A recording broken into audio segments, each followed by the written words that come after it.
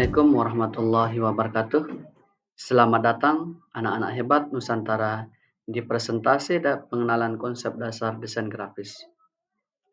Pada presentasi kali ini kita akan membahas tentang materi pengenalan konsep dasar desain grafis. Materi ini akan ditampilkan atau disajikan dalam 8 slide, dimulai dari pengertian, fungsi, unsur, prinsip, software, dan jenis desain grafis. Untuk lebih jelasnya, mari simak materinya sampai selesai. Anak-anakku semua, apa tujuan pembelajaran dari materi ini?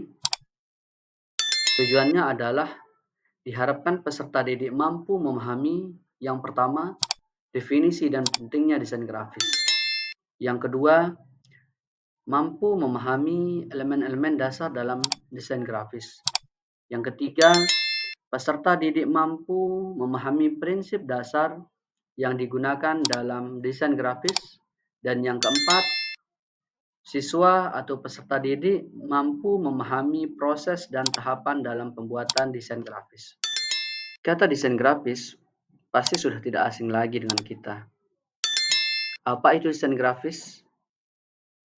Yap, desain grafis itu adalah bentuk komunikasi visual yang memanfaatkan elemen grafis seperti gambar, teks, warna, dan sebagainya untuk menyampaikan informasi secara tepat dan secara efektif. Fungsi desain grafis. Secara umum, fungsi desain grafis itu dibagi menjadi 3 bagian, yaitu yang pertama, fungsi komunikasi visual. Maksudnya adalah desain grafis bisa difungsikan membantu menyampaikan pesan secara efektif. Kemudian fungsi yang kedua adalah fungsi branding. Maksudnya, desain grafis digunakan untuk menciptakan identitas yang kuat untuk suatu perusahaan atau untuk suatu produk. Kemudian yang ketiga, fungsi daya tarik estetis. Maksudnya adalah desain grafis bisa menambah nilai visual yang menarik dan sangat profesional. Kita lanjut di elemen desain grafis antara lain. Yang pertama ada titik. Titik ini adalah bentuk kecil yang tidak mempunyai dimensi. Kemudian yang kedua garis, yaitu gabungan beberapa titik yang sejajar sehingga mampu membentuk satu kesatuan. Kemudian yang ketiga, bentuk merupakan garis yang ujungnya saling bertemu dan membuat area tertutup. Yang keempat, tekstur, yaitu merupakan visualisasi dari permukaan suatu objek yang dapat dinilai dengan cara dilihat atau diraba. Kemudian yang kelima, warna. Warna ini merupakan unsur yang tidak kalah penting dalam suatu desain grafis. Warna dapat memberi makna dan tema pada sebuah desain, menyampaikan suasana hati dan pesan emosional. Kemudian yang keenam yaitu tipografi. Pengertian tipografi merujuk pada seni memilih dan mengatur huruf atau elemen teks visual dalam suatu desain. Prinsip-prinsip desain grafis. Ada 8 prinsip desain grafis, yaitu yang pertama kesatuan, atau disebut dengan konsistensi suatu desain grafik. Untuk pengertian yang lebih luas bisa kalian googling atau cari di referensi-referensi lain. Yang kedua, keseimbangan atau biasa disebut dengan balance, yaitu memperhatikan komposisi dari sebuah desain. Kemudian yang ketiga, ada namanya proporsi, yaitu perbandingan antara unsur-unsur desain grafis. Yang keempat, yaitu kontras. Apa itu kontras? Yaitu memperhatikan bagian desain mana yang akan menjadi prioritas Kemudian yang kelima, ada namanya ritme, yaitu pengulangan dari unsur-unsur desain. Kemudian yang keenam, ada keselarasan, yaitu ketepatan unsur desain tidak kurang dan tidak berlebihan. Kemudian yang ketujuh, ada ruang, yaitu memperhatikan jarak antara satu unsur dengan unsur yang lainnya. Dan yang kedelapan adalah proses pembuatan desain grafis. Jadi proses atau tahapan-tahapan pembuatan desain grafis, mulai dari yang pertama ada penelitian atau riset, yaitu memahami terlebih dahulu kebutuhan klien atau kebutuhan audiens atau penikmatnya. Kemudian setelah kita memahami atau meneliti kebutuhan audiens, kita harus membuat sketsa, yaitu membuat konsep awal suatu desain atau membuat ide.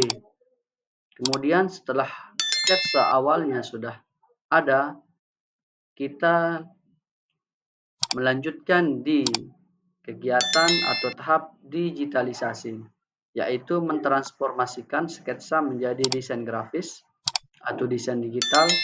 Kemudian setelah digitalisasi, tahap selanjutnya adalah revisi, yaitu menyempurnakan desain berdasarkan umpan balik atau masukan dari klien atau audiens. Kemudian setelah itu yang terakhir adalah finalisasi, yaitu tahapan akhir dalam penyelesaian desain yang selanjutnya untuk digunakan. Software yang digunakan dalam suatu atau dalam membuat desain grafis. Di era digitalisasi saat ini, banyak software atau aplikasi yang digunakan untuk bekerja atau membuat suatu desain grafis. Tapi di presentasi ini, saya akan menyampaikan software atau desain grafis yang sudah familiar digunakan, yaitu antara lain yang pertama ada Photoshop. Yaitu fungsi utama dari Photoshop adalah untuk memanipulasi gambar dan desain raster berbasis bitmap. Kemudian yang kedua ada Adobe Illustrator, yaitu fungsi utamanya adalah untuk desain vektor dan ilustrasi. Kemudian yang ketiga ada aplikasi CorelDRAW, yaitu alternatif populer untuk desain vektor. Selanjutnya yang keempat yaitu Canva.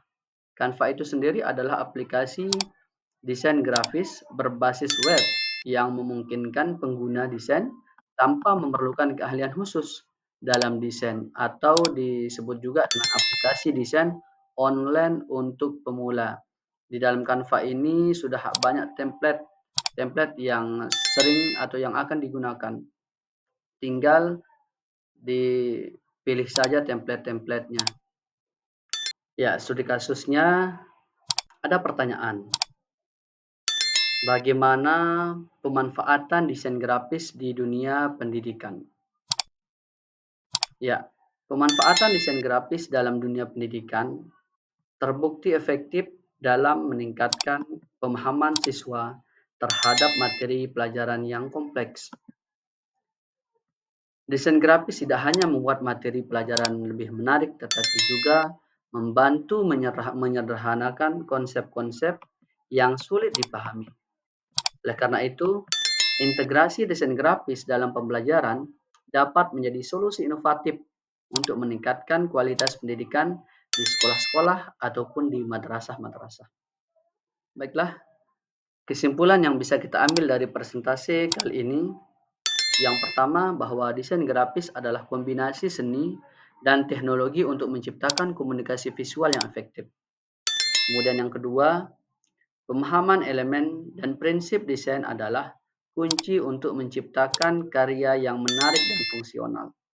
Kemudian yang ketiga, proses desain grafis adalah perjalanan dari konsep ke realisasi, melibatkan berbagai alat dan metode. Baik, anak-anak hebat Nusantara, presentasi tentang konsep dasar desain grafis sudah Bapak sampaikan. Jika anak-anakku tertarik untuk mengembangkan proyek desain grafis atau mau berdiskusi lebih lanjut, silahkan komen di kolom komentar. Jangan lupa like dan subscribe channel ini untuk mendapatkan materi-materi menarik lainnya. Dan akhirnya saya ucapkan terima kasih. Wassalamualaikum warahmatullahi wabarakatuh.